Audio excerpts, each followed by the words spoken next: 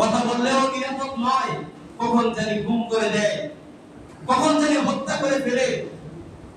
কিন্তু গুম খুন হত্যার ভয়ে আল্লাহ পাক রব্বুল আলামিন যে আদেশ দিয়েছেন, আল্লাহ পাক রব্বুল আলামিন যে ওহী দিয়েছে তার থেকে তো বিরত থাকতে পারি না।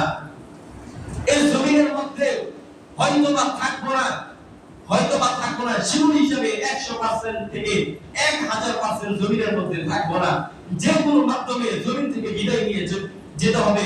কিন্তু এই জবানটা দিয়েছেন আল্লাহ, এই জবান দিয়ে যদি আল্লাহর বরত্ব স্বীকার করতে পারি, আল্লাহ যে আদেশ দিয়েছে সেই আদেশের কথা জমিনের মধ্যে উচ্চারণ করতে পারি, মৃত্যু হলেও আল্লাহ পাক রব্বুল আলামিনের কাছে বলতে পারবো, তুমি যে জবান দিয়েছো, তোমরা যে আদেশ দিয়েছো, সেই আদেশের কথা বলছি, তুমি যেগুলা ওহী দান করছো সেই উপরেই তোমার আদেশের উপরে চলছি।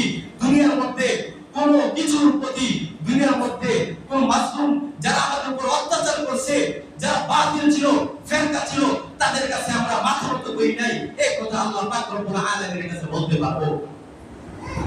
এই মৃত্যুই তো হবে স্বাধীনতা, এই মৃত্যুই তো আল্লাহ পাক রব্বুল আলামিনের কাছে হবে কল্যাণমূলক। কিন্তু যদি বাতিলের কাছে মাথা নত করে যদি মৃত্যুবরণ করলাম, আযাব শুরু হয়ে যাবে, আল্লাহ পাক রব্বুল আলামিনের কাছে মুখ দেখাতে পারবো না। সময় ঘনিয়ে আসছে, দুনিয়ার মধ্যে রাজত্ব করবে মুসলমান। কোন ইসলাম কর, কোন জঙ্গি সংগঠন কর, যাই কর, উগ্রবাদী সংগঠন করেন, কোনো কিছুই জমিনের মধ্যে থাকবে না। অতি শীঘ্রই বাংলার জমিন হোক, সারা পৃথিবীর জমিন থেকে এই সমস্ত জঙ্গি সংগঠন, ইসকন নামক সংগঠন, উগ্রবাদী সংগঠন জমিন থেকে বিতাড়িত করব। এই বাংলার জমিন থেকে উগ্রবাদী সংগঠন, জঙ্গি নামক সংগঠন, ইসকনকে নিষিদ্ধ করার জন্য, উৎখাত করার জন্য আমাদের ওলামায়ে কেরাম ডাক দিবে। আমাদের ওলামায়ে কেরামের ডাকে সাড়া দিয়ে এই ইসকন নামক জঙ্গি সংগঠনকে নিষিদ্ধ করার জন্য যা করতে হয় তাই করব। যদি জিহাদ করতে হয়, যুদ্ধ করতে হয়, রক্ত দিতে হয়, রক্ত দিব, জীবন দিব। মা বাবাকে পিতাহারা করতে হয়, সন্তানদেরকে ইতিম করতে হয়, তাও আমরা সন্তানদেরকে ইতিম করব, পিতা মাতাকে সন্তান হারা করব।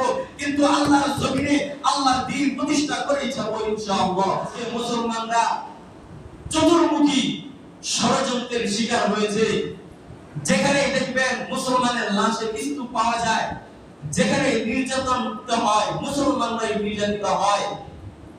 কারণ হচ্ছে আমরা প্রতিবাদ করার যে আশা ছিল, আমাদের উপর যখন আঘাত আসে তখন আমরা প্রতিবাদ করতে জানি, যখন ইসলামের উপর আঘাত আসে তখন আমরা প্রতিবাদ করতে জানি না, তখন আমরা বসে বসে ঘুমাই। এই জন্য আজকে আমরা সব জায়গায় মেরি খাই। আজকে আমাদের মা বোনরা দেশের মধ্যে নিরাপদ নয়।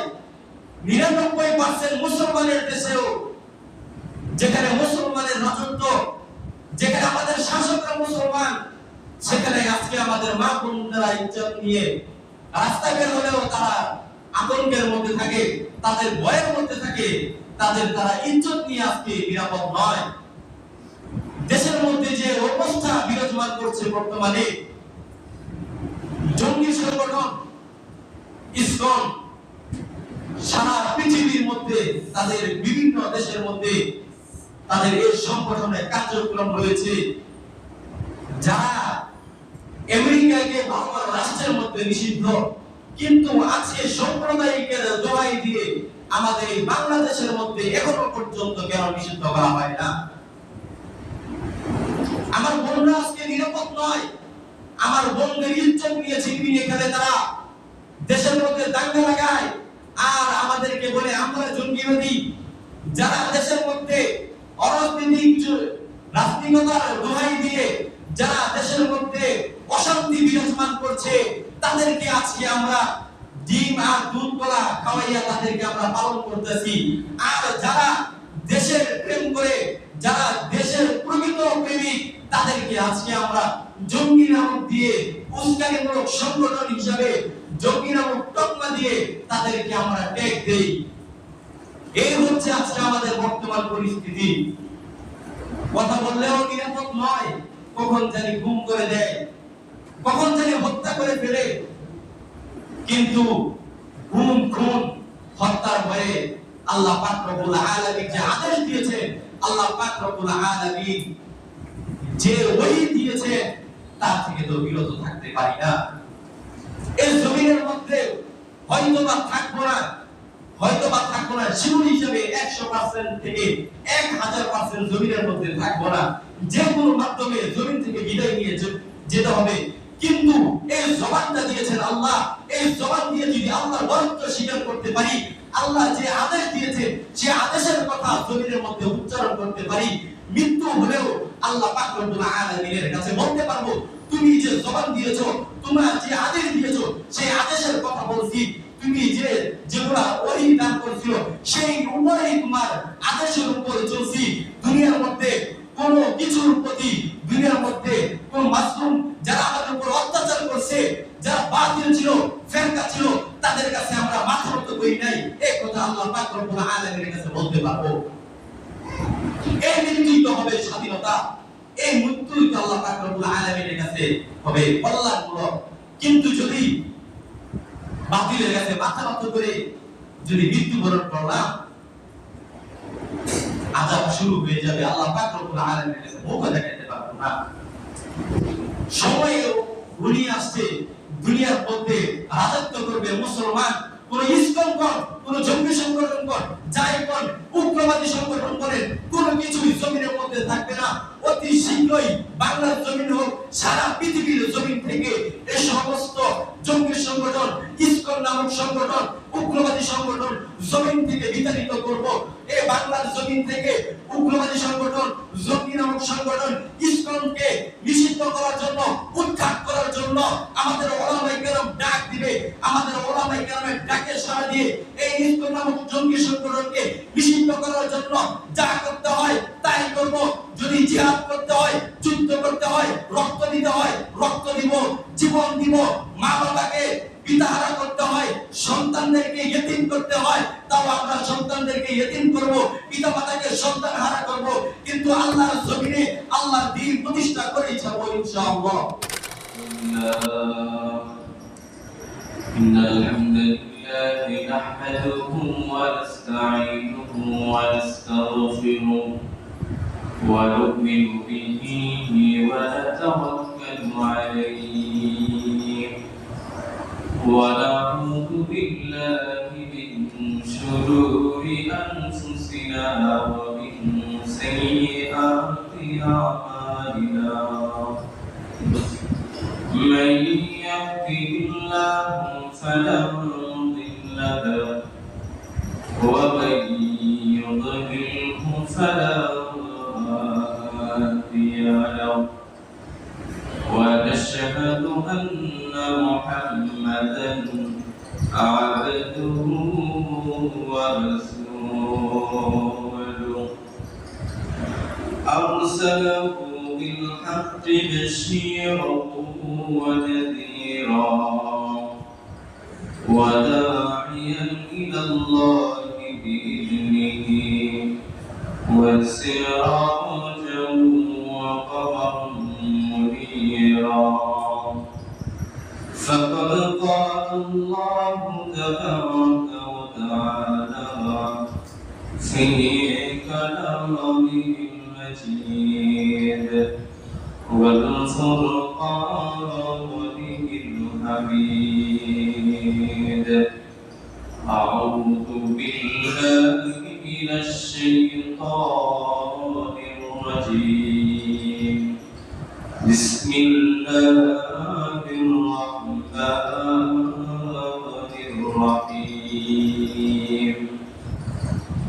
يا أيها المدثر قم فأنذر وربك فكبر وثيابك فطهر والرجز فاهجر.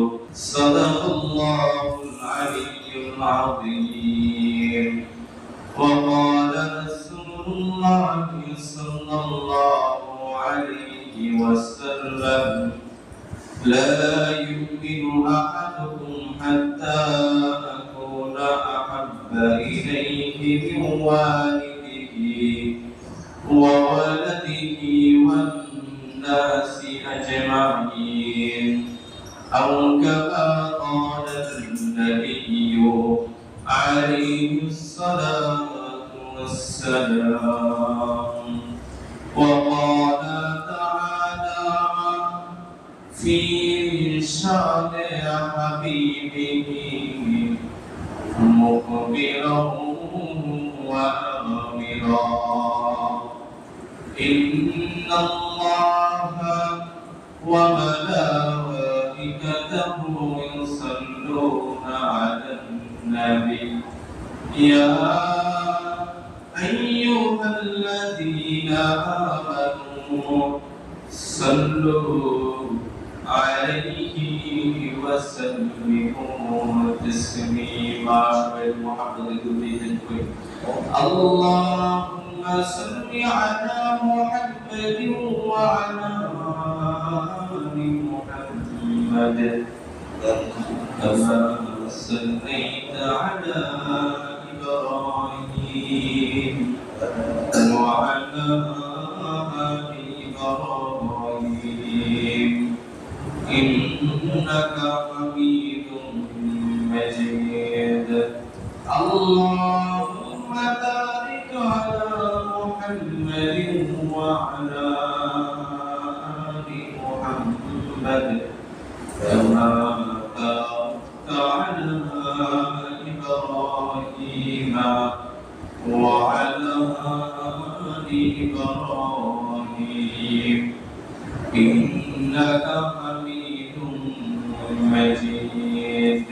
لا إله إلا الله لا إله إلا الله لا إله إلا الله لا إله إلا الله لا إله إلا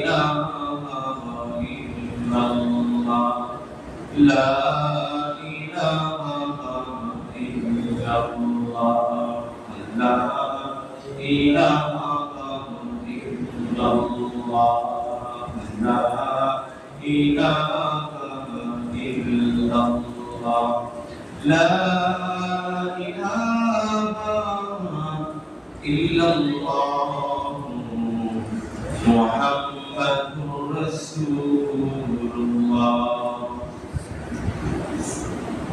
زيارة مدينة زيارة مدينة عاشقوں کی تمنا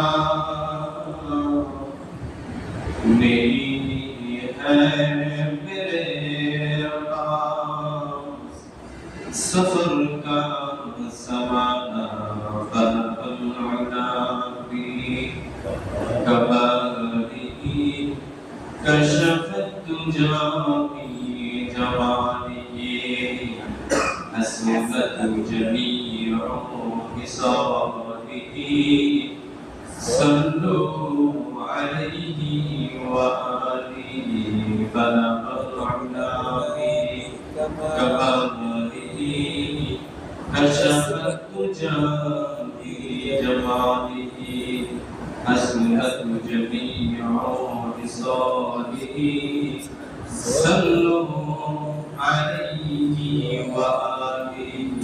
الحمد لله والله تعالى দরবারে মরিদ অসংখ্য শুকরিয়া যে রব্বুল করিম আল্লাহ তাআলা আমাকে আপনাকে হায়াতে বাঁচিয়ে রেখেছেন, মুসলমানের ঘরে মুসলমান বানিয়েছেন। শুক্রবার দিন, পবিত্র দিন, জুমার দিন, প্রথম ভাগে আল্লাহ পাক রব্বুল আলামিন আমাদেরকে পবিত্র ঘর মসজিদে আসার এবং বসার তৌফিক দান করেছেন। সাথে সাথে আমাকে এবং আপনাদেরকে কিছু কথা বলার এবং শোনার তৌফিক দান করেছেন। সে রব্বে করিম আল্লাহ তাআলার দরবারে শুকরিয়ার হিসাবে ঈমানি আওয়াজে শিক্ষার এক গর্জন দিয়ে বলি আলহামদুলিল্লাহ। আলহামদুলিল্লাহ। আল্লাহ তাআলা পছন্দ করেছেন বিদায়, আল্লাহ তাআলা আমাদেরকে ভালোবেসেছেন বিদায় আমরা মসজিদে আসতে পারছি। আল্লাহ পাক রব্বুল আলামিনের কাছে দুনিয়ার মধ্যে সবচেয়ে পছন্দের স্থান হচ্ছে মসজিদ, আর আল্লাহ পাক রব্বুল আলামিনের কাছে সবচেয়ে অপছন্দনীয় স্থান হচ্ছে বাজার, সবচেয়ে নিকৃষ্ট স্থান হচ্ছে বাজার, আর সবচেয়ে উৎকৃষ্ট স্থান হচ্ছে মসজিদ। এখন অনেক মুসলমান রয়েছে, কপালপুরারা রয়েছে, যারা বাহিরে রাস্তাঘাটে, দোকানে, চায়ের দোকানে, বাজারে আড্ডা দিচ্ছে। শুক্রবার দিন মসজিদে আসার প্রথম ভাগে আসার উচিত ছিল, আগে আগে মসজিদে আসার উচিত ছিল, কিন্তু এখনো বাইরে ঘোরাফেরা করতেছে। অনেকে এখনো বিছানায় শুয়ে আছে, নামাজে আসতে হবে ওই চিন্তাটাও নাই। মনে করতেছে আসবো শুধু 2 রাকাত নামাজ পড়বো, নামাজ পড়ে আবার চলে যাব। তো আল্লাহ পাক রব্বুল আলামিন তাদের থেকে আমাদেরকে পছন্দ করেছেন বিধায় আমরা মসজিদে আসতে পারছি। মুহতারাম হাজিরিন, আলোচনা চলছিল রাসূলুল্লাহ সাল্লাল্লাহু আলাইহি ওয়াসাল্লামের সিরাত নিয়ে। গত শুক্রবারে আলোচনা করেছিলাম রাসূল সাল্লাল্লাহু আলাইহি ওয়াসাল্লামের উপর নবুয়ত দান করেছেন আল্লাহ পাক রব্বুল আলামিন।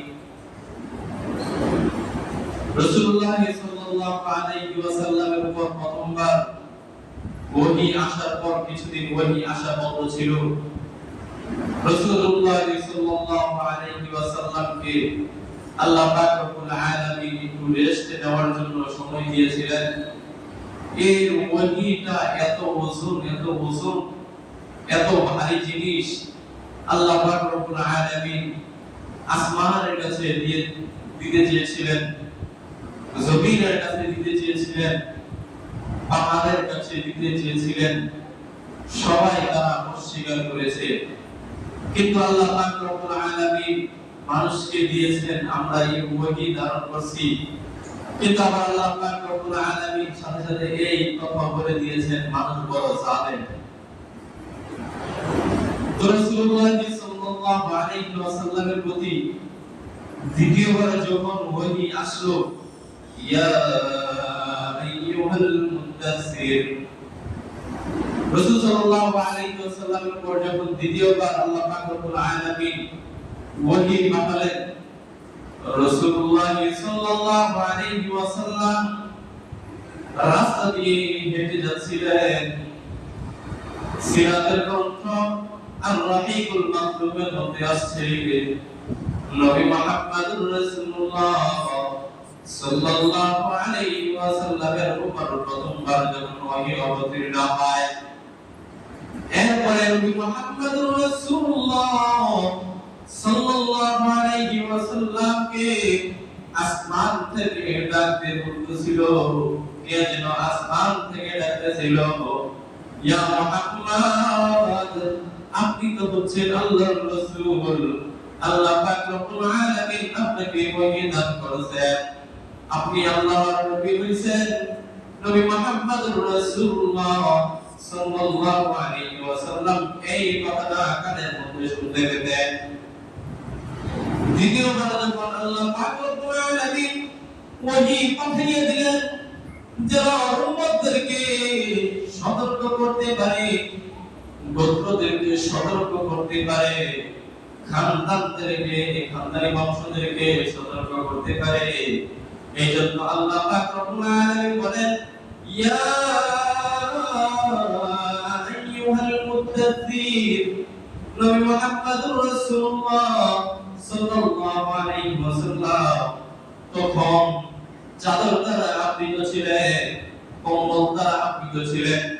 এই জন্য আল্লাহ পাক রব্বুল আলামিন বলতেছেন, ইয়া আইয়ুহাল মুদাসসির, হে চাদর দ্বারা আবৃত রাসূল, কুম ফাআনদির, উঠো অথবা গোত্রের লোকদেরকে সতর্ক করুন। আল্লাহ পাক রব্বুল আলামিন কোন সতর্ক করার জন্য নির্দেশ দিয়েছেন। এই সতর্ক করার উদ্দেশ্য হলো সকল আল্লাহ পাক রব্বুল আলামিনের বিধানের পরিপন্থী যত কাজ রয়েছে, গুনাহের কাজ রয়েছে, মূর্তি পূজা রয়েছে, এগুলো থেকে আল্লাহ পাক রব্বুল আলামিন বিরত থাকার জন্য মানুষদেরকে বলতেছে আপনারা সতর্ক করেন। মুহাম্মাদুর রাসূলুল্লাহ সাল্লাল্লাহু আলাইহি ওয়াসাল্লামের মাধ্যমে ওহী পাঠাইয়া মানুষদেরকে সতর্ক করতেছে কুম ফাআনদির ওয়া রাব্বাকা ফাকাব্বির। আল্লাহ পাক রব্বুল আলামিন বলেন আপনার রবের প্রভুত্ব নির্দেশনা করুন, আপনার রবের বরত্ব প্রকাশ করুন, মানুষদেরকে বলে দেন যেন তার রব যে তার প্রতি যে অনুগ্রহ করেছে এই রবের বরত্ব স্বীকার করার জন্য, মূর্তি পূজা থেকে দূরে থেকে রবের প্রভুত্ব স্বীকার করার জন্য জমিনের মধ্যে একমাত্র ধর্ম ইসলাম ধর্মকে প্রতিষ্ঠিত করার জন্য জমিনের মধ্যে আল্লাহ পাক রব্বুল আলামিনের বাণী উচ্চারিত করার জন্য নবী মুহাম্মদুর রাসূলুল্লাহ সাল্লাল্লাহু আলাইহি ওয়াসাল্লামকে দিয়ে বার্তা দিচ্ছেন। জমিনের মধ্যে একমাত্র রাজত্ব চলবে আল্লাহ পাক রব্বুল আলামিনের সংবিধান হবে কোরআন এবং হাদিস। কিন্তু জমিনের মধ্যে আমরা তো রাসূলুল্লাহ সাল্লাল্লাহু আলাইহি ওয়াসাল্লাম যে আদেশ দিয়ে গেছে, রাসূলুল্লাহ সাল্লাল্লাহু আলাইহি ওয়াসাল্লাম দুনিয়ার মধ্যে যে ওহী আসছিল, যে বার্তা নিয়ে আসছিল, জমিনের মধ্যে কোনো লাতের উচ্চারিত হবে না, কোনো মূর্তি পূজকদের কোনো প্রতিধ্বনিত হবে না, হরে কৃষ্ণ হরে রাম এই সব স্লোগান উচ্চারিত হবে না। রবের প্রভুত্ব রবের বরত্ব জমিনের মধ্যে প্রকাশ পাবে। এটাই আল্লাহ পাক রব্বুল আলামিন বলেন ওয়া রাব্বাকা ফাকাব্বির। পবিত্রতা পরিচ্ছন্নতার নির্দেশ দিয়েছেন আল্লাহ পাক রব্বুল আলামিন। পোশাকের পবিত্রতা পোশাকের পরিচ্ছন্নতা কেমন সব সময় যেন নিজের দেহটাকে পবিত্র রাখা হয়, যেন শরীরের মধ্যে যে পোশাক রয়েছে এই পোশাক যেন পবিত্র থাকে। এটাই আল্লাহ পাক রব্বুল আলামিন বলেছেন ওয়া থিয়াবাকা ফাতাহহির, তোমরা পোশাককে পবিত্র রাখো। যেন আল্লাহ পাক রব্বুল আলামিন যদি কখনো কোন সময় আমাদেরকে ডাক দিয়ে দেয় আমরা তো জানি না, ডাকের সময় যদি আমাদের দেহটা পবিত্র থাকে, আমাদের শরীরটা যদি পবিত্র থাকে, এই শরীর নিয়ে তো আল্লাহ পাক রব্বুল আলামিনের সামনে দাঁড়াতে হবে। এই জন্য আল্লাহ পাক রব্বুল আলামিন বলতেছে ওয়াসিয়াবাকা ফাতাহহির, তোমরা পোশাককে পরিচ্ছন্ন রাখো। কিন্তু মাঝে মাঝে আমাদের সমাজের মধ্যে দেখা যায় যদি কাউকে বলা হয় ভাই একটু আসেন না নামাজ পড়ার জন্য, তখন সাথে সাথে বলে ভাই কাপড় ভালো না, কাপড় ভালো না। ইস্তেঞ্জা করার পর যেটা কোনো পিতা হয় সেটা নেয় না, তখন বলে কাপড় না পাক। অথচ আল্লাহ পাক রব্বুল আলামিন যখন দ্বিতীয়বার নবী মুহাম্মদুর রাসূলুল্লাহ সাল্লাল্লাহু আলাইহি ওয়াসাল্লামের উপর ওহী পাঠিয়েছেন, তখন বলে দিয়েছেন আপনার উম্মতদেরকে জানিয়ে দেন যে তারা যেন নিজেদের শরীরের সাথে যে কাপড় রয়েছে পোশাক রয়েছে এগুলোকে যেন পরিষ্কার পরিচ্ছন্ন রাখে। হাদিস শরীফের মধ্যে আসছে নবী মুহাম্মদুর রাসূলুল্লাহ সাল্লাল্লাহু আলাইহি ওয়াসাল্লাম বলেন পরিচ্ছন্নতা হচ্ছে ঈমানের একটা অঙ্গ, পরিষ্কার পরিচ্ছন্নতা হচ্ছে ঈমানের অঙ্গ। আপনি যদি পরিষ্কার পরিচ্ছন্ন থাকতে পারেন তাহলে আপনার মধ্যে ঈমান রয়েছে, আর আপনি যদি অপরিষ্কার অপরিচ্ছন্ন থাকেন তাহলে আপনার মধ্যে ঈমান নাই। ঈমানের একটা অংশই হচ্ছে পরিষ্কার পরিচ্ছন্ন থাকা। রব্বুল আলামিন বলেন দয়া ও অনুগ্রহ প্রদানের নির্দেশ দিয়েছেন, আমি মানুষকে দয়া করলাম এই উসিলায় সে যেন আমাকে দয়া করে, অথবা এই দয়ার উসিলায় সে যেন আমাকে কোনো কিছু দেয় এই আশায় আমি তাকে অনুগ্রহ করলাম। আল্লাহ পাক রব্বুল আলামিন করে দিয়েছেন এই আশায় আপনি মানুষকে অনুগ্রহ করবেন না। আমরা তো আজকে মানুষকে অনুগ্রহ করি যে আজকে আমি তাকে অনুগ্রহ করলাম, হয়তো কালকে সে আমাকে কিছু দিবে, তার থেকে আমরা কিছু পাওয়ার আশায় আজকে আমরা অনুগ্রহ করি মানুষের। কিন্তু আল্লাহ পাক রব্বুল আলামিন এই অনুগ্রহ মানুষকে অনুগ্রহ করবে, কিন্তু এই আশায় না করছে যে আমি তার থেকে কিছু পাবো, এই আশায় অনুগ্রহ করতে না করে দিয়েছেন। কিন্তু আজকে আমাদের নদীতে জুলুম আর জুলুম, বলতে বড় কষ্ট হয়। রাসূলুল্লাহ সাল্লাল্লাহু আলাইহি ওয়াসাল্লামের আদর্শ যা ছিল, আজকে আমরা সেই আদর্শ থেকে দূরে সরে গিয়েছি। নবী মুহাম্মদুর রাসূলুল্লাহ সাল্লাল্লাহু আলাইহি ওয়াসাল্লাম দুনিয়াতে যেই ইচ্ছা নিয়ে যেই উদ্দেশ্যে জমিনের মধ্যে আসছে, আজকে আমরা সেই উদ্দেশ্য থেকে দূরে সরে গিয়েছি। আজকে আমরা নাস্তিক মুরতাদদের পিছনে দৌড়াই। তাদের যে আদর্শ রয়েছে, তাদের যে চরিত্র রয়েছে, সেই চরিত্রের উপরে আজকে আমরা লালিত পালিত হচ্ছি। আমাদের চরিত্রটাকে তাদের উপর প্রাধান্য দিচ্ছি। দাড়ি রাখলেও ওই নাস্তিক মুরতাদদেরকে অনুসরণ করে দাড়ি রাখে, চুলটা কাটলেও ওই নাস্তিক আর মুরতাদদেরকে অনুসরণ করে চুল কাটে। একটা শার্ট প্যান্ট পরে শরীরের মধ্যে যা কিছু করুক না কেন, প্রত্যেকটা জিনিস ওই নাস্তিক আর মুরতাদদেরকে অনুসরণ করে। অথচ উচিত ছিল নবী মুহাম্মদ রাসূলুল্লাহ সাল্লাল্লাহু আলাইহি ওয়াসাল্লামের আদর্শকে জীবনের মধ্যে বাস্তবায়ন করা, নবী মুহাম্মদ রাসূলুল্লাহ সাল্লাল্লাহু আলাইহি ওয়াসাল্লামের আখলাককে, চরিত্রকে নিজেদের শরীরের মধ্যে বাস্তবায়ন করা। নবী মুহাম্মদ রাসূলুল্লাহ সাল্লাল্লাহু আলাইহি ওয়াসাল্লামের উপর ওহী অবতীর্ণ হতে লাগলো। আল্লাহ পাক রব্বুল আলামিন দাওয়াতের অনুমতি দিয়ে দিলেন। আল্লাহ পাক রব্বুল আলামিন বলে দিলেন গোপনে যেন আত্মীয় স্বজনদেরকে দাওয়াত দেয়। নবী মুহাম্মদ রাসূলুল্লাহ সাল্লাল্লাহু আলাইহি ওয়াসাল্লাম সর্বপ্রথম খাদিজাতুল কুবরা রাদিয়াল্লাহু তাআলা আনহাকে ইসলামের দাওয়াত দেন। তখন সাথে সাথে খাদিজাতুল কুবরা রাদিয়াল্লাহু তাআলা আনহা ইসলাম গ্রহণ করে নিলেন।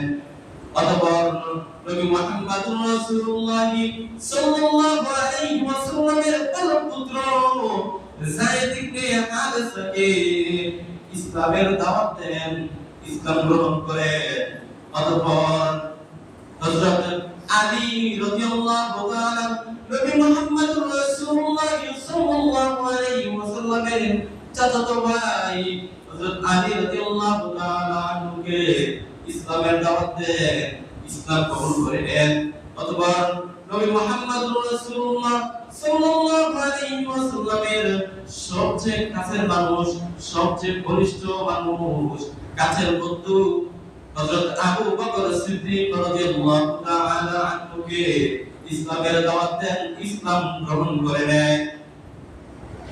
খাদিজাতুল কুবরা রাদিয়াল্লাহু তাআলা আনহাকে ইসলামের দাওয়াত দিয়ে তিনি ইসলাম কবুল করেন। সর্বপ্রথম নবী মুহাম্মদ রাসূলুল্লাহ সাল্লাল্লাহু আলাইহি ওয়াসাল্লামকে জিবরাইল আলাইহিস সালাম নামাজের শিক্ষা দিয়েছেন। জিবরাইল আলাইহিস সালাম আসলেন, রাসূলুল্লাহ সাল্লাল্লাহু আলাইহি ওয়াসাল্লাম বলেন, ওখানে জিবরাইল আলাইহিস সালাম আসলেন। আসার পর কিভাবে ওযু করতে হয় সেটা আমাকে দেখাইলেন, কিভাবে ওযু করে পবিত্রতা অর্জন করতে হয় তা আমাকে শিখিয়েছেন। অতঃপর নবী মুহাম্মদ রাসূলুল্লাহ সাল্লাল্লাহু আলাইহি ওয়াসাল্লামকে নামাজের শিক্ষা দিলেন, কিভাবে নামাজ পড়তে হয়। জিবরাইল আলাইহিস সালাম নামাজের মধ্যে দাঁড়িয়ে নবী মুহাম্মদ রাসূলুল্লাহ সাল্লাল্লাহু আলাইহি ওয়াসাল্লামকে নামাজের শিক্ষা দিলেন। নামাজ শেষ করার পর জিবরাইল আলাইহিস সালাম চলে গেলেন। নবী মুহাম্মদ রাসূলুল্লাহ সাল্লাল্লাহু আলাইহি ওয়াসাল্লাম বাসার মধ্যে চলে আসছে, ঘরের মধ্যে চলে আসছে। চলে গেছে খাদিজাতুল কুবরা রাদিয়াল্লাহু তাআলা আনহাকে কিভাবে ওযু করতে হয় তা শিখাইলেন, কিভাবে নামাজ পড়তে হয় নামাজ শিখাইলেন। নবী মুহাম্মদ রাসূলুল্লাহ সাল্লাল্লাহু আলাইহি ওয়াসাল্লামকে জিবরাইল আলাইহিস সালাম যেভাবে নামাজ শিক্ষা দিয়েছেন, ঠিক তেমনি ভাবে খাদিজাতুল কুবরা রাদিয়াল্লাহু তাআলা আনহাকে নামাজ শিক্ষা দিয়েছেন। দুজন একসাথে নামাজ আদায় করছে। বলেন সুবহানাল্লাহ। অথচ আজকে কিছু কিছু মানুষদেরকে বলতে দেখা যায়, বড় আফসোস হয় যে খাদিজাতুল কুবরা রাদিয়াল্লাহু তাআলা আনহা নাকি জীবনে কোনোদিন নামাজ পড়ে নাই, জীবনে নাকি কোনোদিন যাকাতও দেয় নাই, জীবনে নাকি কোনো ভালো কাজ করে নাই, পর্দাও করে নাই, নাউজুবিল্লাহ। উনি তো আমাদের আম্মাজান নবী মুহাম্মদ রাসূলুল্লাহ সাল্লাল্লাহু আলাইহি ওয়াসাল্লামের স্ত্রী। তার শান এবং মান নিয়ে কথা বলার সময় একটু চিন্তা ভাবনা করে কথা বলা উচিত। হয়তো আমার অনেক উপরে, আমার থেকে অনেক শিক্ষাগত যোগ্যতা আছে, কিন্তু যে কথাটা বলছেন যে খাদিজাতুল কুবরা রাদিয়াল্লাহু তাআলা আনহা কখনো নামাজ পড়ে নাই, কখনো পর্দা করে নাই, কখনো যাকাত দেয় নাই। আমরা প্রথমেই দেখতে পাচ্ছি নবী মুহাম্মদুর রাসূলুল্লাহ সাল্লাল্লাহু আলাইহি ওয়াসাল্লামের নামাজের শিক্ষা দিয়েছেন, দুইজন একসাথে নামাজ আদায় করছেন। যাকাত দেয় নাই। খাদিজাতুল কুবরা রাদিয়াল্লাহু তাআলা আনহার যে ধন সম্পদ ছিল, এগুলো তো সব ইসলামের জন্য ওয়াকফ করে দিয়েছে, কুরবানি করে দিয়েছে। খাদিজাতুল কুবরা রাদিয়াল্লাহু তাআলা মনে হয় গরীব ছিলেন, ব্যবসায়ী মানুষ ছিলেন, মক্কার মধ্যে ধনী ব্যক্তিদের মধ্যে একজন ছিলেন। ইসলাম গ্রহণের পরে নবী মুহাম্মদুর রাসূলুল্লাহ সাল্লাল্লাহু আলাইহি ওয়াসাল্লামের মাধ্যমে যা অর্থ সম্পদ ছিল সব কিছু ইসলামের জন্য ওয়াকফ করে দিয়েছেন, ইসলামের জন্য কুরবানি করে দিয়েছেন। কিন্তু আজকে আমরা কতটুকু ইসলামের জন্য কুরবানি করতে পারলাম? সামান্য কিছু ইসলামের জন্য কুরবানি করতে পারলাম না। নিজেদের সম্পদ, নিজেদের অর্থ কিছুই তো ইসলামের জন্য কুরবানি করতে পারলাম না। যত আসতেছে তত চাই, আরো চাই, আরো চাই, এই নিয়ে দুনিয়ার মধ্যে চলতেছি। দুনিয়াটা সামান্য কিছু সময়, দুনিয়া থেকে চলে যেতে হবে। এই অর্থ সম্পদ আপনি যাদের জন্য রেখে যাবেন, তারাই আপনাকে 2 দিন 3 দিন মনে রাখবে, চতুর্থ দিন আপনাকে মনে রাখবে না।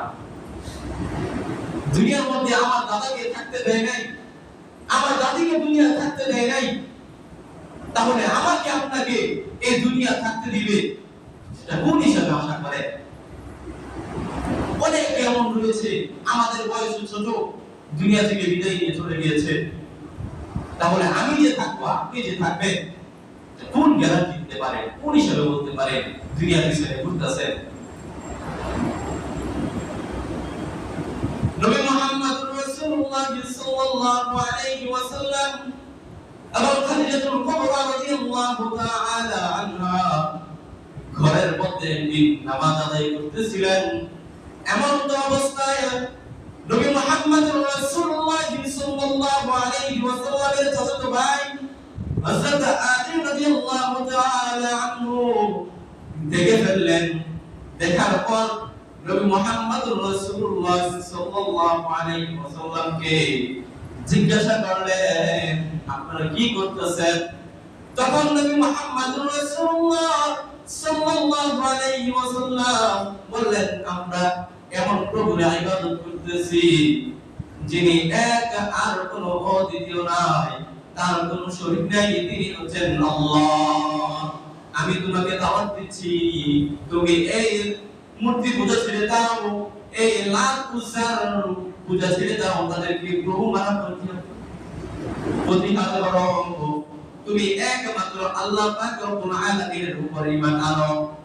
হযরত আলী রাদিয়াল্লাহু তাআলা আনহু তখন বললেন, আমি আমার বাবার সাথে পরামর্শ করি, তারপর আমি আপনাকে জানাবো।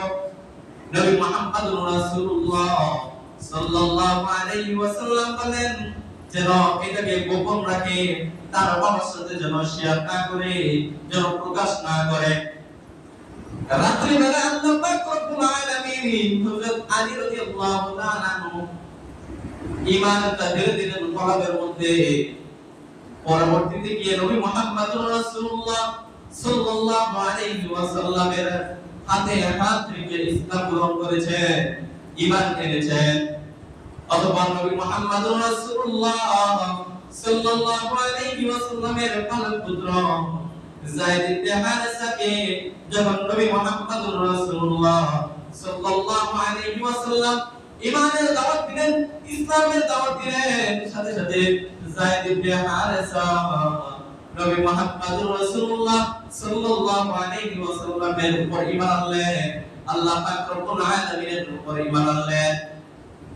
হাদিস শরীফের মধ্যে আছে যায়েদ ইবনে হারেসা ছিল রাসূলুল্লাহ সাল্লাল্লাহু আলাইহি ওয়াসাল্লামের মুক্তকৃত দাস। একবার তার যায়েদ ইবনে হারেসার বাবা এবং তার চাচা নবী মুহাম্মদুর রাসূলুল্লাহ সাল্লাল্লাহু আলাইহি ওয়াসাল্লাম থেকে নিতে চেয়েছিল।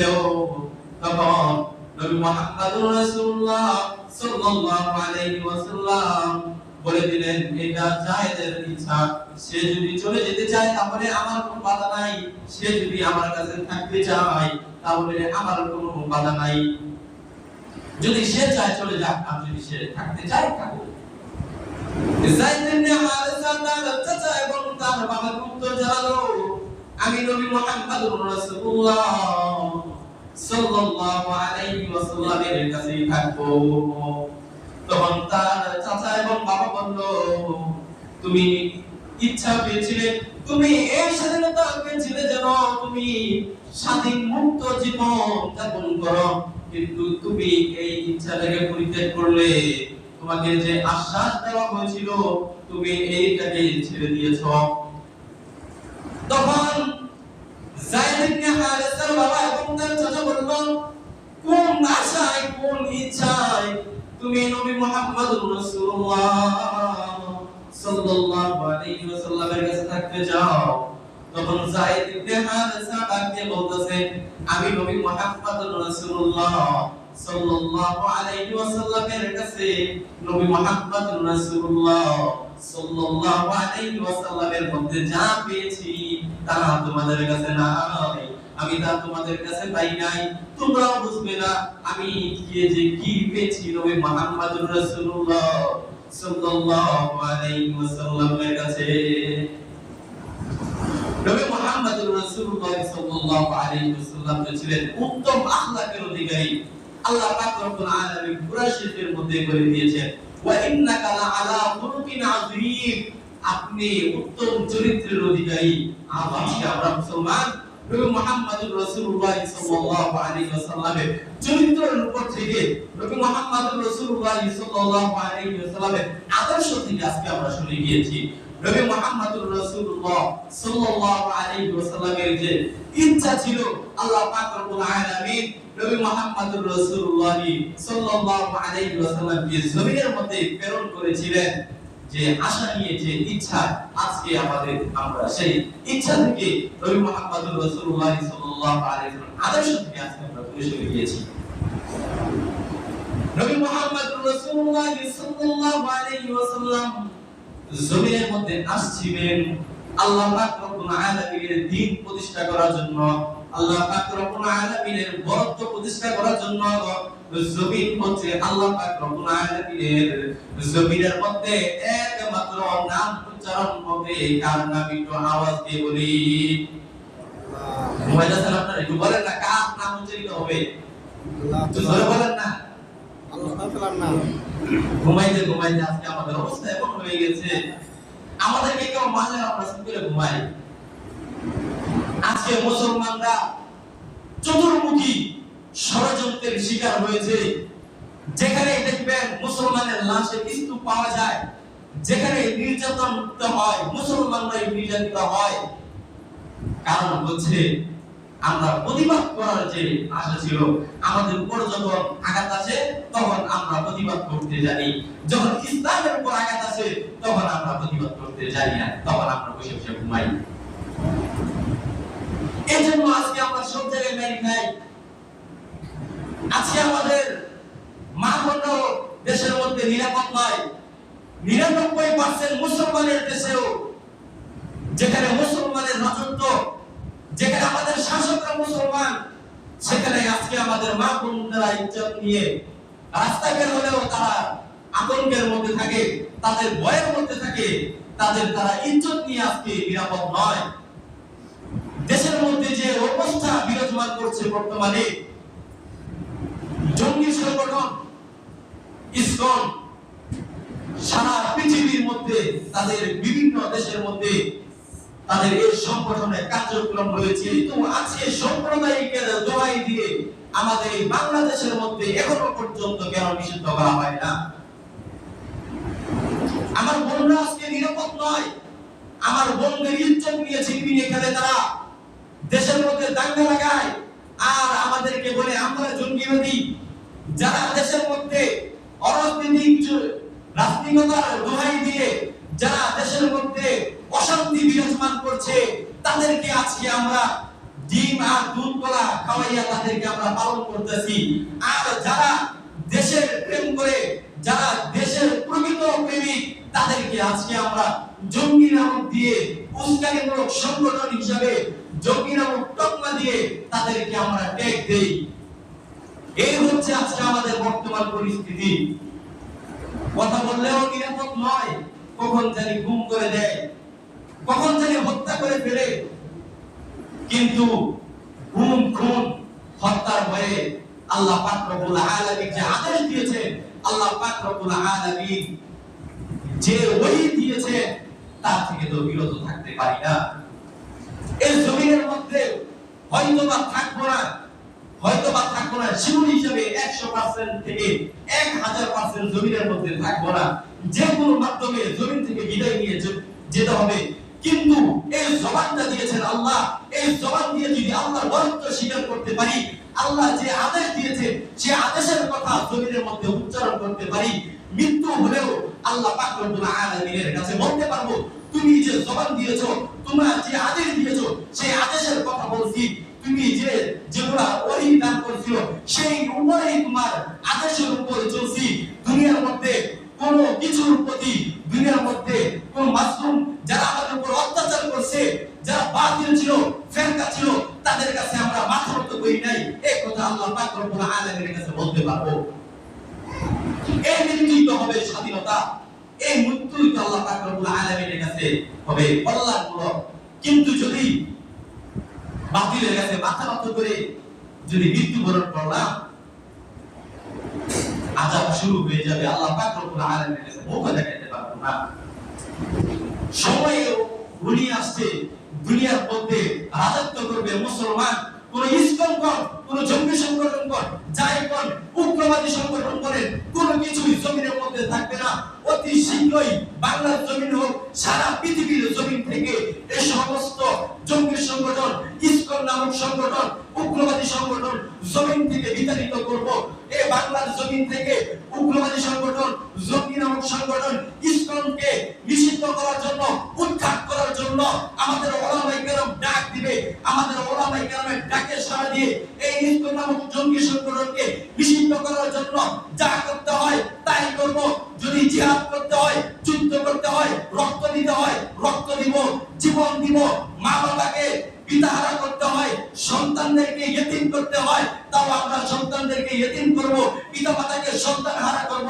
কিন্তু আল্লাহর জমিনে আল্লাহর দ্বীন প্রতিষ্ঠা করেই যাব ইনশাআল্লাহ।